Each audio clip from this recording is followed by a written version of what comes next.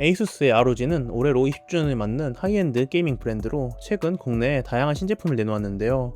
지난 리뷰에서 에이수스 ROG 제피러스 G16 모델을 살펴봤다면 이번에는 더 작고 가벼운 G14 모델을 가져와 봤습니다. 개인적으로 정말 좋아하는 라인업인데 이번 영상에서 리뷰해볼 제품의 경우 높은 스펙의 엄청난 모델이었는데요. 지금부터 빠르게 에이수스 ROG 제피러스 G14, GU40AW 모델에 대해서 알아보겠습니다. 가장 먼저 가격부터 살펴보면 지난달 리뷰한 제피러스 신제품과 마찬가지로 G14 역시 가격이 많이 올랐습니다. 2026년 6월 다나와 최저가 기준 약 740만원대에 구매할 수 있는 제품으로 출시가 자체가 굉장히 높게 책정이 되었는데요. 최근 AI 관련 반도체 수요 증가로 고성능 메모리 가격은 물론 구형 제품들의 가격까지 모두 오르고 있어서 프리미엄 노트북 시장이 심상치 않은 상황입니다. 이 모델은 RTX 5080과 64GB의 대용량 메모리, 수준급의 OLED 스펙 등을 고려하면 나름대로 이해는 되긴 하지만 과거에 비해서 가격이 많이 오른 점은 상당히 안타까웠습니다.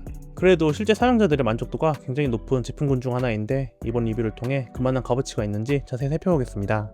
일단 구성품은 다른 리뷰에서도 보셨겠지만 휴대성에 초점을 맞춘 제품인 만큼 전용 파우치나 C타입 충전기 같은 추가 구성품이 더 있는데요. 제피러스가 다른 노트북들보다 약간 가격대가 있는 편인데 이러한 면에서 그만큼 신경쓴 모습이 드러나는 편입니다. 에이수스 ROG 제피러스 G14의 디자인은 이전 모델과 거의 비슷한 편이고 약간의 변경점도 있었습니다. 상단에는 몇 년 전 손을 보였던 슬래시 라이팅 디자인도 그대로 있고 다양하게 라이팅 패턴도 커스텀할 수 있습니다. 제가 쓰고 있는 아이폰 17 프로와 나란히 둔 모습인데 14인치 컴팩트한 크기의 제품인 만큼 한눈에 봐도 체감이 되는 아주 작은 크기인데요. 이 작은 크기에 고성능 프로세서는 물론 필요한 외부 포트들까지 모두 들어갔습니다. 풀사이즈 HDMI 찍는 포트나 USB 3.2 Gen2 A타입 포트, 화면 출력, 충전, 썬더볼트 4까지 모두 지원하는 C타입 포트는 물론 이 크기대 노트북에서 보기 힘든 풀사이즈 SD카드 슬롯도 갖췄는데요. 특히 SD카드 슬롯의 경우 구형 모델은 마이크로 SD카드 슬롯으로 살짝 아쉬운 편이었는데 아쉬움이 전혀 없는 풀사이즈의 SD카드 슬롯이 들어갔습니다. 저 같은 경우에는 SD카드 슬롯을 쓸 일이 정말 많은데 이 크기에도 풀사이즈 슬롯을 넣어준 것은 정말 칭찬하고 싶습니다. 다음으로는 디스플레이로 16도씨 비율의 14인치 WQXG 플러스 해상도의 OLED 패널이 들어가는데요. 16인치 모델과 마찬가지로 전작보다 더 개선된 패널이 들어가서 HDR 피크 밝기 기준 최대 1100니트까지 올라가는 엄청난 디스플레이가 들어갔습니다. 기본 SDR 밝기도 정말 엄청 밝고 이번에는 반사방지 코팅까지 제대로 들어가 있어서 구형 대비 확실히 체감이 되었는데요.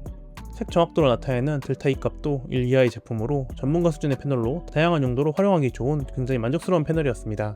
디스플레이 아래의 키보드는 텐키가 없는 풀사이즈 미니 베어리 키보드로 RGB 백라이트도 있고 타건감도 매우 좋았는데요. 그 아래에 있는 터치패드도 여백이 없을 정도로 꽉 차 있을 만큼 크기도 커서 사용성이 정말 좋았습니다. 다음으로는 이 제품에서 가장 중요한 프로세서 구성입니다. CPU는 인텔의 코어 울트라 3세대 프로세서인 코어 울트라 9 386H 프로세서가 들어갔고 여기에 엔비디아의 RTX 5080 130W 외장 그래픽은 물론 무려 64GB의 LPDDR5X 온보드 메모리까지 들어갔습니다. 합판을 분해해서 추가적인 스펙과 테스트 결과들을 함께 살펴보면 일단 분해는 다른 제피러스 노트북들과 마찬가지로 T5 별 드라이버로 조심히 열어주면 됩니다. 분해를 하게 되면 꽤 큼지막한 듀얼 쿨링팬 시스템이 보이는데 보이는 것처럼 쿨링 성능이 꽤 괜찮은 편이었는데요. 대기 상태에서는 팬이 돌돌기 때문에 약간 따끈한 느낌이 있긴 했지만 전반적으로 무난한 편이었고 14인치 작은 크기에 RTX 5080과 같은 고성능 그래픽을 넣게 되면 당연히 발열이 클 수밖에 없는데 풀로드 기준 최고 온도 40도씨 정도로 측정이 된 것을 보면 발열은 생각보다 잘 잡은 것 같습니다. 3D 마크 타임스파이 테스트 기준 프로세서 내부 온도 기준으로도 CPU 94도씨, GPU 86도씨 정도로 비교적 양호한 편이었습니다. 다만 좋은 쿨링 성능만큼 팬 소음은 약간 있는 편으로 풀로드 기준 60dB 정도였으니 참고하시면 좋을 것 같습니다. 쿨링 시스템 아래로는 우측에 한 개의 1TB 4.0 NVMe SSD가 장착되어 있는데요. 교체가 가능한 슬롯으로 추후 용량 업그레이드가 가능합니다. 마지막으로 배터리 용량은 73W로 14인치 노트북치고는 꽤 큰 배터리가 들어갔습니다. 이제 벤치마크로 넘어가서 가장 중요한 성능 이야기를 해보겠습니다. 시네벤치 R23 기준 멀티 코어 2만점대, 싱글 코어는 2000점대가 나왔는데요. 같은 프로세서가 들어간 16인치 모델과 큰 차이가 없는 매우 높은 점수를 보여줬습니다. 그래픽은 엔비디아의 RTX 5080을 탑재한 만큼 정말 엄청난 성능을 보여줬는데 3D마크 테스트 기준 파스는 44,000점대, 타스 17,000점대, 포트를 11,000점대로 정말 높은 점수를 기록하였습니다. 130W TGP로 완전한 풀스펙이 아님에도 정말 엄청난 성능을 보여줬고 더 높은 전력의 전세대 4090과 비교해봐도 전혀 부족하지 않는 점수를 보여줬습니다. 게임 벤치마크로 몬스터헌터 와일드도 돌려봤는데 RTX 5080은 5070 이하의 그래픽들과 다르게 16GB의 넉넉한 V램을 탑재하여 울트라 옵션 벤치마크도 가능했는데요. 3K급의 높은 해상도임에도 추지 옵션은 말할 것도 없고 울트라 옵션 기준으로도 쾌적한 플레이가 가능한 수치를 보여줬습니다. 최근 출시하여 좋은 평가를 받고 있는 포르자 호라이즌 6도 직접 구매해서 벤치마크를 돌려봤습니다. 레이트레이싱 관련 옵션은 끄고 최저 옵션 두 가지로 테스트를 해봤고, 최저 옵션은 평균 142프레임, 최고 옵션은 67프레임대로 충분히 부드러운 성능을 보여줬는데 실제 인게임 플레이는 뒤에서 더 자세하게 살펴보겠습니다. 다음은 게임 테스트로 우선 오버워치부터 살펴보면 최저 옵션은 평균 300프레임대 이상, 최고 옵션은 평균 129프레임 정도로 3K급의 120Hz 디스플레이를 충분히 누릴 수 있는 좋은 성능을 보여줬는데요. 특히 오버워치는 화려한 색감이 많기 때문에 고품질의 올레드 패널로 부드럽게 플레이하니 정말 좋았습니다.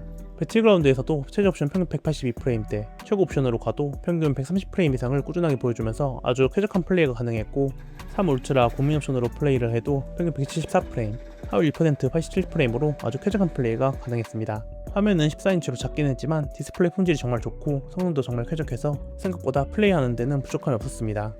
사이버펑크 2077부터는 확실히 요구 사양이 높은 게임이라 살짝 낮게 측정되긴 했는데 레이트레이싱 최저 옵션 기준에선 73프레임, 최고 옵션은 평균 50프레임대로 측정이 되었고, 여기서 레이트레이싱을 끄게 되면 최저 옵션은 평균 115프레임, 최고 옵션 70프레임대로 프레임을 좀 더 확보할 수 있었습니다. 그래도 나름 3K급의 고해상도의 조그마한 노트북에서 이 정도 성능을 뽑아낼 수 있다는 것은 역시 RTX 5080의 성능 자체가 정말 대단하긴 한 것 같습니다.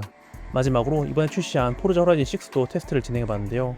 두 옵션 모두 레이트레이싱을 적용하지 않고 테스트를 해봤고, 최저 옵션은 평균 142프레임대, 최고 옵션은 평균 73프레임대로 측정이 되었습니다. 앞서 해봤던 벤치마크보다는 조금 더 프레임 확보가 잘 되는 편이었고, 이렇게 AAA급 신작 레이싱 게임도 아주 쾌적하고 부드럽게 플레이할 수 있었습니다.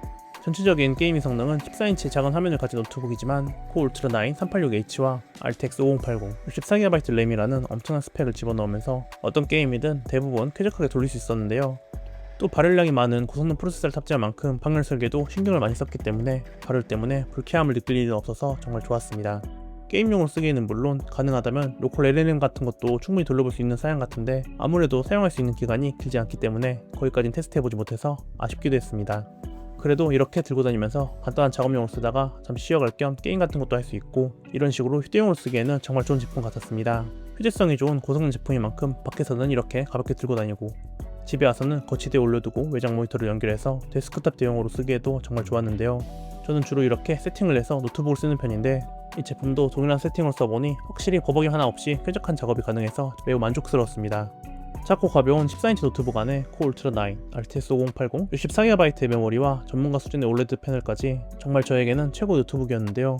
물론 가격이 AI 반도체 이슈로 닿을 수 없는 거리까지 가버리긴 해서 안타깝기는 했습니다. 그래도 이런 작고 가벼우면서 엄청난 성능을 내주는 노트북이 필요하신 분들이 분명 계시기 때문에 여전히 그런 분들에게는 최고 노트북이 아닐까 싶은 그런 제품이었습니다.